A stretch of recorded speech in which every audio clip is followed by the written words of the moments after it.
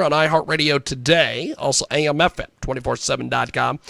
Tune in, iTunes, and you can find us each and every day over there at JiggyJaguar.com. We have got a great guest with us today. Rich Hopkins joins us here on our telephone, and he is amazing. Rich, talk to us a little bit about your background, and then we're going to get into the topic here. You've got a brand new film coming out. Yes, I do. First, thanks for having me. I totally appreciate it. Yes, and love your widespread audience.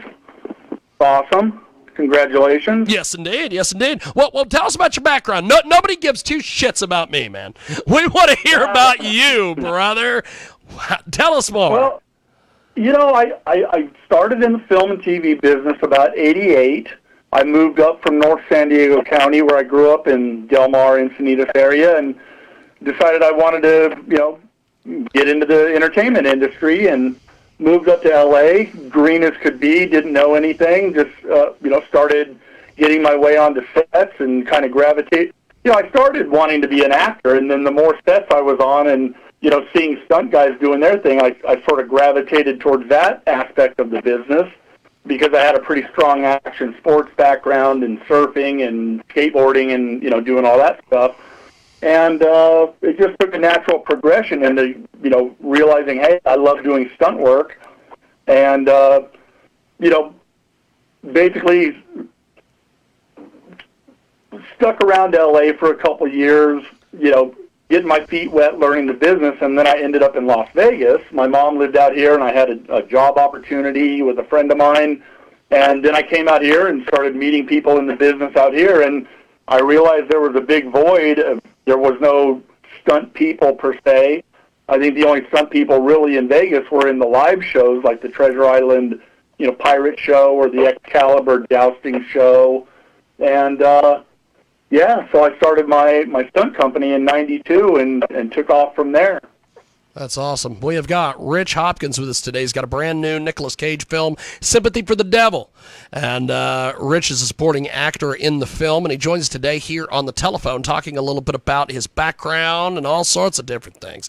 So, Rich, what leads you into getting into more movies from being a stunt guy?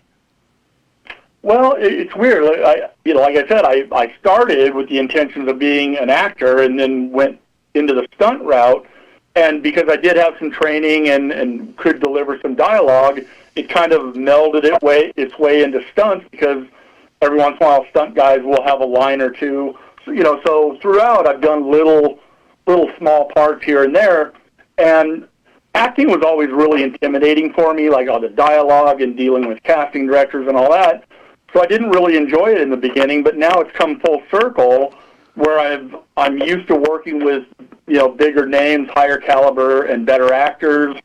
So it's not intimidating for me anymore to be on set with, these type of people. And I've got, obviously, from being in the business 3 decades, I've got my confidence where I can go in, meet with a director, do what I got to do. And so now I'm not retiring from stunts, even though my agent said, look, you're getting older, you might want to start doing some more acting. So that's awesome. That's awesome. That's where I'm at. Well, we have got a great guest with us today. He joins us live here, coast to coast, border to border on iHeartRadio today, also AMFM, 247.com. Rich Hopkins with us today. He joins us here on our big broadcast. Check out ThrillSeekersUnlimited.com. That's www.ThrillSeekersUnlimited.com. He's also on LinkedIn, Facebook, and he is amazing. And he joins us today here on our big broadcast. So, there is a lot going on, my friend. One of the things is this Hollywood strike. Give us your thoughts and feelings on all this. Well, I don't like not working, but there's good intentions behind it. One of the main things is the streaming services. I think that when that was addressed, the last contract go around, I don't know exactly how long ago, but I think the people that negotiated the contracts for, the Hulus and Netflix of the world and stuff like that, they negotiated a lower rate, and I think that's probably because people didn't know, streaming, nobody's going to be streaming, And obviously now the tables have turned. More people are watching everything on streaming and these type of services, but we get paid a lower rate. Yep. There's a smaller residual pool. Like for example, I did a Peacock show called Poker Face last year. That's awesome. It aired in January, and I still haven't seen a nickel of residuals yet. I mean, they do it they do it in 6-month increments versus every 13-week cycle. So, I mean, there's good. I mean, what they're fighting for is good. The other thing is the AI deal, where they don't want, people to have the ability to do a body scan and voice analysis and all that. Then you don't even need an actor. You can manipulate them however you want. That's right. So that's one of the big sticking points as well. So, so I believe in what the strike's about. The unfortunate thing is the strike really hurts people like me that are kind of in the middle. I'm not new to the business. I'm not a celebrity. I'm not a big name. Like you figure the celebrities and big name people, it's not hurting them very well. They can float around in their pool because they've got millions of dollars to kick back or whatever. It hurts us guys, the stunt people and the day players and things like that because we're not working. Yep. So there's good and bad. Well, I think one of the things that I've always thought, the streaming stuff was a bad idea because I remember just hearing about, way back in the day when Vince McMahon started the WWE Network, a lot of the pro wrestling guys got paid based upon video sales, things of that nature. And merchandise and one of the things. And when they started the network, they would hold several meetings where they were like, well, we're going to tell you how much you're going to be getting off that. And then they just always ran out of time. And nobody ever knew. Yeah. And still to this day, nobody knows. And I think that the Hollywood folks need to know what the hell's going on. And I think that the actors and the agents and everybody that's connected to all that, they need to know just what in the world is going on here. In fact, I just had a conversation with my buddy Ross the Boss, the Rebel Rousing ringleader, just an hour ago, and he was telling me that way back in the day when Gilligan's Island was put on the air, there was one actor on that entire show whose lawyer got her residuals. And every time they show Gilligan's Island, she gets a check. And nobody else on that show, besides the guy that created it, gets a check. And it's because nobody planned for these things. And so I'm glad to see that the Hollywood folks are wanting to plan for these things, because I remember when the movie industry, right before COVID, they decided, well, they were going to go all in on streaming, and they were going to help kill the movie theaters, and we're done with movie theaters. And then streaming didn't really work out like they thought it was, and all of a sudden it's, oh my God, we got to get the movie theaters back open.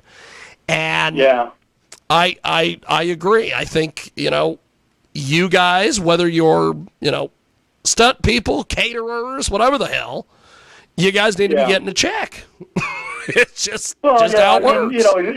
It's nice to share the love with your people that made it happen. Yes. But some producers don't look at it like that way. They're like, oh, it's all for me, and it's like, it happened like, back when VHS or Betamax tapes came out, there was a big thing of like, oh, how do we divvy up residuals from those sales or rentals or whatever? And then it was DVD, and then now it's streaming. So, I mean, SAG's got to stay ahead of the curve, So now they're playing catch up, and going, hey, streaming is now dominating network, So you got to share that love too, and it's a big sticking point. It's all about percentages and contributions to the pension and health program and all that. And it's really a greed factor. So somehow they got to balance the scale and make everybody happy. I mean, producers and studios and all that, they're always going to continue to make millions and billions, and chip a little piece of the pie off for us, you know. That's right. Or That's right. or a bigger piece of the pie. That's right. We have got a great guest with us today. He joins us live here on our big broadcast. Rich Hopkins is with us. Sympathy for the Devil is coming out this weekend. It is an absolutely, absolutely amazing film. So let's talk a little bit about Sympathy for the Devil. Give me your details and everything on this, my man. Okay. Well, you know, it's a funny story because a little over a year ago, one of the producers, a gentleman named Alan Unger, sent me the script with the intentions of me being the stunt coordinator. And I was all, hey, this is great. Okay, great movie. Lots of action, big plot twist, the whole thing. So I was excited about that. And then the director, Yuval Adler, flew in and got to meet him. We threw around some ideas and talked. And a couple days later, I can't remember whether we met or it was a phone call, but he goes, hey, Rich, you know, I got good news and bad news. And I was like, oh, I've heard this one before, you know. I've heard this one before. Yeah, so I'm like, okay, what's he going to say? And he goes, well, look, man, I just worked with a stunt coordinator named Danny Wayne, and we really hit it off, and he's a good guy. I want you to work with him. So I thought, okay, I'm going to be assisting him. And he goes, no, I'm going to bring Danny in to handle the stunts. I want you to read for the role of the trucker. And I was like, That's whoa, awesome. okay. So the bad news was I wasn't going to stunt coordinate it. The good news is I'm actually going to be in the film. So, you know, he didn't just give it to me like a consolation prize. He goes, look, I'm going to have you set up an interview with Julie Goldman, the casting director. We're going to put you on tape and have you read and do some reactions. And I heard there was like 4 or 5 other people that read for it or whatever. And I may have had the inside track since I knew them. I don't know if that helped or not, but they both said, hey, no, you earned it. You got it. And if you notice in the credits, nobody's got a name, okay? Like Nick is the passenger, Joel is the driver, there's the diner owner, the waitress, the trucker. Like nobody's named by name. Our roles are what we are. So That's awesome. That's how I ended up in the film, and it's really pretty cool because the whole, you know, clincher of the movie takes place in this diner, and I kind of start in with Nick because I'm playing this gruff, like, redneck trucker, and I don't know, I think you've seen pictures of me. I have long hair, but I keep it undercut on the side so I can put it up, you know, in, like, the man bun and put a hat on. Yeah. So I basically, like, I look like a redneck trucker. Nick walks in this crazy, like, red suit and crazy red hair. And, of course, what would a redneck trucker do in a roadside diner? I look over at him and I start giving him grief, right? Oh, and guess what? It goes downhill from there. I antagonize him, and then all of a sudden, as the scene unfolds, which is about a 20 or 25-minute scene, I shift gears into panic mode going, oh, no, man, I picked the wrong guy to mess with. And then it goes way downhill from there. So I don't want to give anything away, but it's pretty intense. That's awesome. We have got Rich Hopkins with us today. Sympathy for the Devil is the latest from him. He's going to be part of a big movie this weekend. Go out, see it in theaters. It is amazing. So, Rich, you talked a little bit about stunt coordinating and some of the different things that go with that. When you get a film that you're going to be the stunt coordinator on or helping with stunt coordinating or what have you, what is that process like? Well, what will happen is there will be a few conversations, maybe some Zoom calls. I'll get sent the script. And my process, what I'll usually do is I'll read the script, you know, cover to back, just to kind of wrap my head around the story and what's going on. Then I'll go back and reread it with a highlighter pen and a Sharpie, and I'll start, like, I don't read it off a computer. I'm old school. I get the 3-hole paper, print it up, put a binder on it, and then I go through and start making notes. And as I'm actually going through, I can picture who might be good for that role of the people that I have, which, you know, Vegas is a small film market, but I've got about 80 stunt people here that have all kinds of different backgrounds, whether it's professional race car drivers or Cirque du Soleil performers or general stunt people, you know, maybe martial arts, and a lot of MMA here. So my database here has a pretty wide range, men and women, and even some younger people. So I'll start making notes of who I could put in there and stuff. I'll create what's called a stunt narrative, and I'll supply that to the insurance underwriter or insurance broker. And what they'll do is they'll come up with an addendum to the overall production insurance policy, and they'll say, okay, these stunts will cost this or that or whatever, and that's how it starts. That's awesome. That's awesome. So, when you design some of these stunts, what is that process like? Well, I mean, there's a lot of different setups and different preparations for different stunts. You know, if we've got to do some car work where we're going to turn a car over, flip it, whatever, obviously we've got to have a fabricator put in an adequate roll cage, you know, bolt in a racing speed, put in, 5-point harnesses and stuff like that. So that's got to be done in advance. There's a lot. We go on tech scouts. Say we're going to do somebody's going to get lit on fire. Well, I'm looking for overhead obstructions, any foliage or anything that could burn or whatever. So there's a lot of preparation behind the scenes stuff that only comes with experience. It's hard. You can't just teach somebody out of the gate what to look for. It's almost like a second nature. At this point for me, 30 years in, I know exactly what I'm looking for. If we're going to slide cars around a corner, I want to make sure there's no manhole covers, that we can catch a wheel, potholes, things like that. I've got to decide where the camera placement should be, with the DP and stuff like that, to make sure they're not in our trajectory range, make sure that there's no way we can slide into them or anything like that. If there's lock-off camera positions where right before we go, they turn the camera on and everyone gets out of the way, we do our thing and then reset. So, there's a lot of technical that goes into stunt work to keep everyone safe, and I'm pretty proud that nobody's ever been hurt under my supervision, I guess you could call it. That's awesome.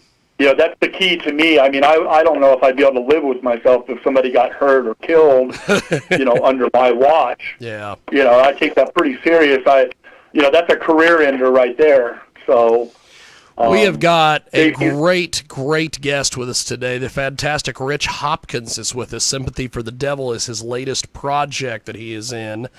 And so a couple, I don't know, maybe 6 months ago, year ago, something like that, there was this thing that happened on that Alec Baldwin film where the guy got shot or whatever.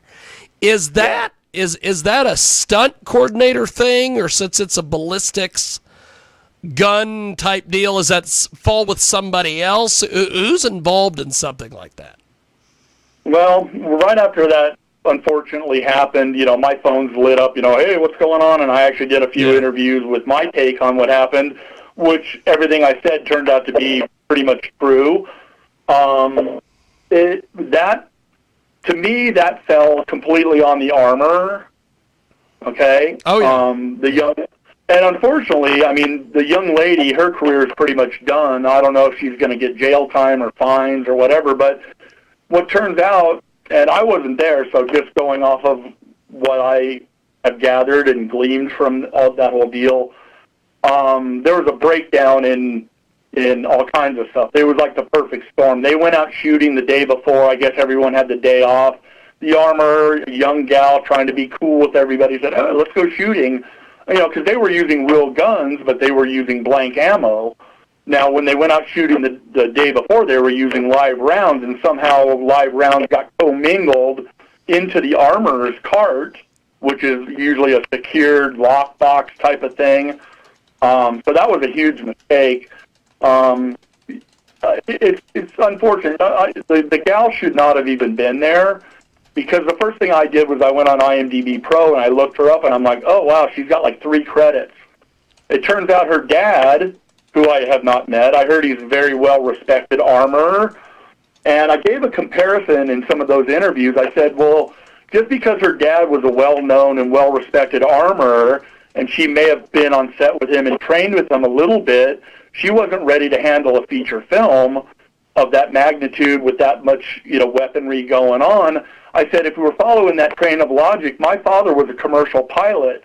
So because my dad was a commercial pilot, following that train of thought, I should be able to jump in a 747 and take that bad boy right off, right? Yes. So, ironically, I did a film earlier that just wrapped a few months ago called Hollywood Heist, and Alec Baldwin's in it. And, yeah, so that was Alec Baldwin, Mickey Rourke, Tara Reid, some other, Nick Cannon. So, That's that was a mess. Well, Rich Hopkins with us, Sympathy for the Devil. So, before we let you go, my friend, how do we get in touch with you online? Social media, websites, all that stuff, man. Well, you already mentioned the website, Thrill Seekers Unlimited. I'm pretty easy to find. I mean, I usually tell people if you just Google or, search engine Rich Hopkins stunts, I think there's pages that'll come up, for a while. And That's awesome. Any industry professionals that need to get a hold of me, they can reach my agent, Heidi Haidar, at KMR Talent.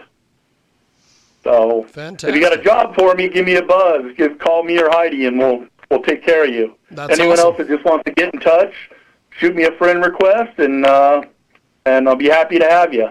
Fantastic. Well, Rich, good luck with everything.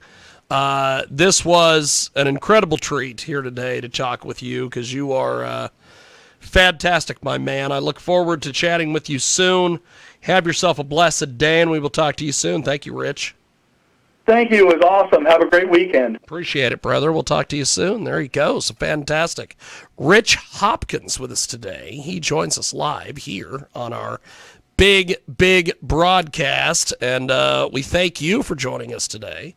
If you would like to get in touch with us each and every day, you can do so over there at JiggyJaguar.com. Rich Hopkins, he's our guest, and we will see you next time, coast to coast and bold